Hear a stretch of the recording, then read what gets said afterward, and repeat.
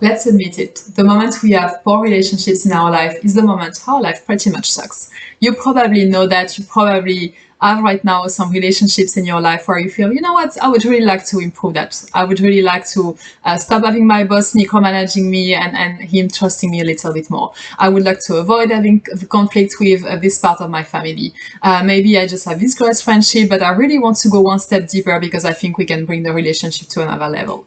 When it comes to relationship, we have to be better. We all want to be better because we know that this is going to improve the quality of our life very quickly. Think about it. If you could solve any issues you have in relationship right now, would your life not be just a little bit better, just a little bit more satisfying and fulfilling? And maybe you would also feel more energetic and happy to be alive.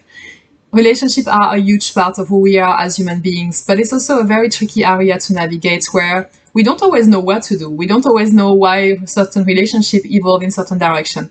It's an area where when I coach clients on high performance, we talk a lot about because of the impact it has through their life. It can bleed, if it's negative, it can really bleed through their performance at work and personal life as well.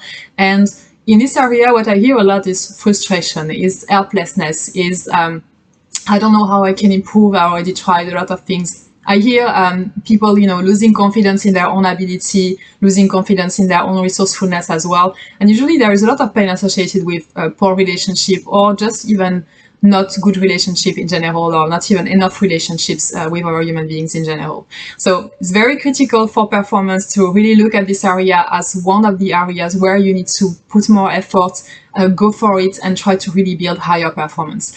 And we talk in high performance around influence, around persuasion and negotiation skills and this type of things. But these are all tools that you can start using only once you have the right mindset, the right foundational mindset around relationships. And I want to share that with you today because I've noticed that if you miss one of these three pillars of a very good relationship mindset, you're not going to go anywhere with any other tools or any other approach you're trying.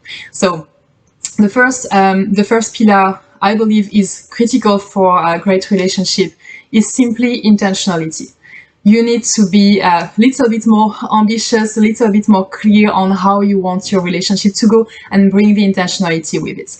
That means you need to have a vision around the relationship. So it's not just, oh, I want maybe my boss to treat me slightly differently. It's no, I want my boss to do exactly these things so that I can feel that I've been successful in improving the relationship.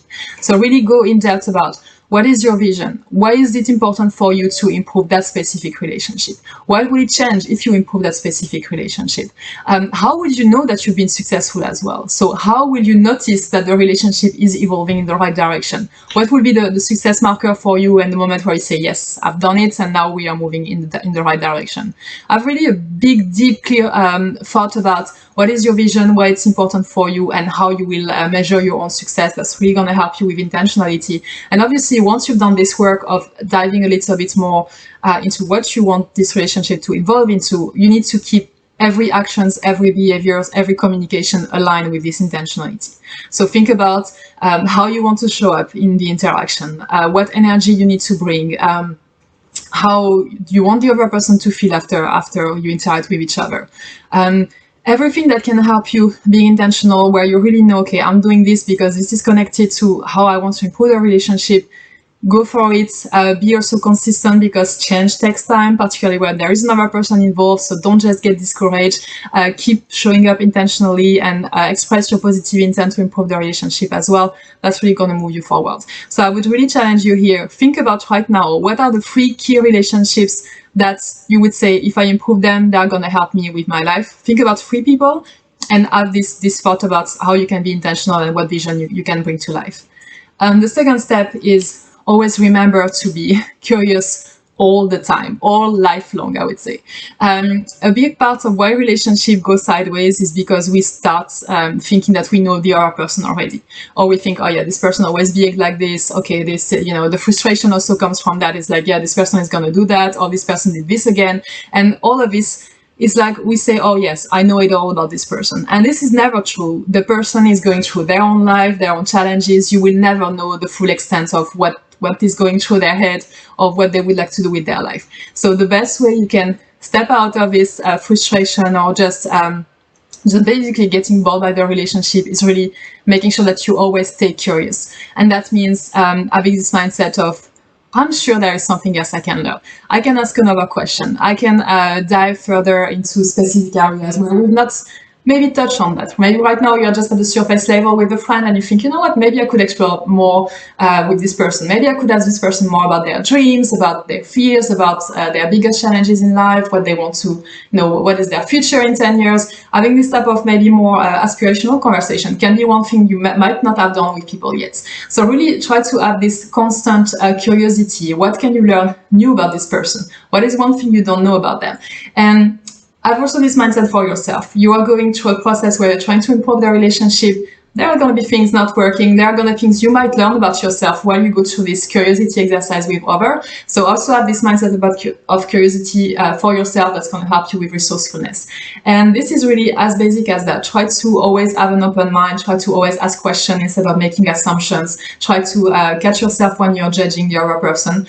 And you can do this with the 3 people you've decided to be more intentional to already. Try to think, what are 3 things I don't know yet about this person? What are 3 questions that maybe I can ask, maybe random, surprising questions I can go discuss with them and see what comes out of this conversation. So try the challenge if you're interested. And the third pillar of a very good mindset for relationship is really contribution.